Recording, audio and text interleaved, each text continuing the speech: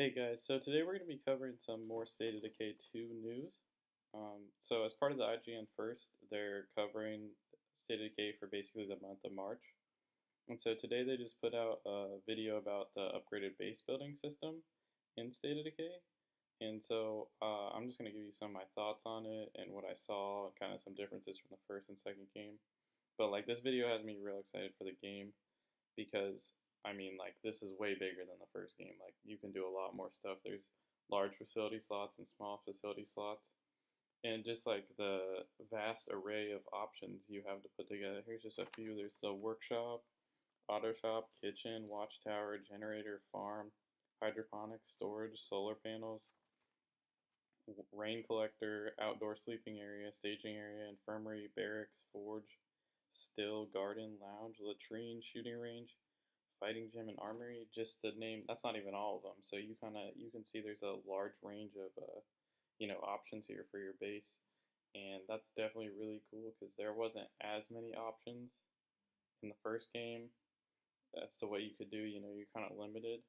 But here you can see that you're gonna have like a fully customizable base in a sense that play your base is gonna be different than your friend's base, and so that's really cool because you can kind of tailor it to fit your play style, whether you want more defense or maybe a more like resource gathering base, or something that's better set up to deal with outposts, which are actually making a return, which is really cool because I thought those were good. They're like little mini safe areas that harvest resources for you, and they provide a little refuge, and you can like put traps on them to help defend against hordes heading towards your base. So it kind of helps you stretch out your defense across a larger area and secure your base a little bit better. But some other cool things that I saw were like in the lounge you can actually put the original Xbox, which I thought that was really really neat. Cool little detail there, especially since this game's an Xbox exclusive.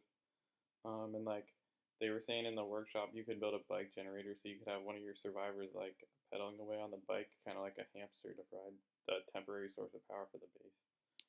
Which actually that looks really important because power and water seem to be more like relevant in this game as opposed to the first game and the DLCs. It looks like pretty much everything needs water and power to run. So like especially the more advanced facilities as you progress further in the game, it looks like power and water are just going to be like super important. So it's going to be important to get that stuff set up. But like the footage really has me excited though, because like this is what I wanted to see. I was really curious what they would do with the bigger budget, like base wise, because this is like one of the most exciting parts of the game. Building up your base. Um, and like I remember the trucker warehouse in the first game. That was like the place to be, man. There was so much space, and so it's really cool to see them, upgrading the system, and like in the footage they're like in a container for it, and I know I saw like a church in the trailer, so it'll be really cool to see what other kind of places you can build your base at. And they did say this was more of an end game base, so I'm guessing like the other bases are going to be a little smaller, and maybe this isn't the best base with the most slots, but it's probably one of the best.